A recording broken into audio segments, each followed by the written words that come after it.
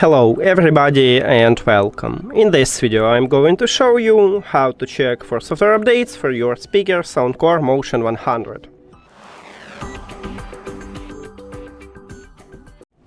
You have to start by open SOUNDCORE application, and of course your speaker should be connected with the app. Then tap at your speaker and you need to click at the settings at the right top. So right here we have update firmware. Firmware is the same as software, so tap at this line, it check for updates, and it said that I have the latest software version. If you haven't, in this window at the bottom you will see a button download. You tap at the button download and then at the button install and wait until this update finished. That's it.